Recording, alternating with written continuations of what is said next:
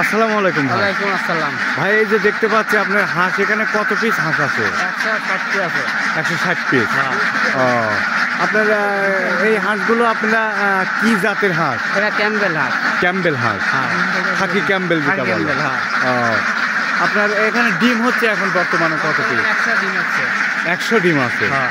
ও, আচ্ছা, আপনার মোটামুটি এই হাঁসগুলো যে 100 ডিম হচ্ছে, আপনার খাদ্য লাগে কি পরিমাণে? খাদ্য 8 মণ 5 দ্বারা। মানে ধান না গম? গম দুদিন।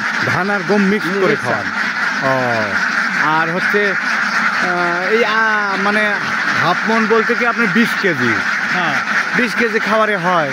হ্যাঁ, কত সময় লাগে, আবার মাঠে খাই তো এদের কম লাগে। ও, বেশিরভাগ সময় মাঠে খায়। মাঠে খায়। মানে মাঠের যে ফ্রি খাদ্য আছে সেইগুলো খায়, যার কারণে কম লাগে। কম লাগে। ও, হাফ লাগে, হাফ। তাতে কিরকম লাভ, কিরকম হয়? লাভ ভালোই আছে। ভালোই আছে। হ্যাঁ।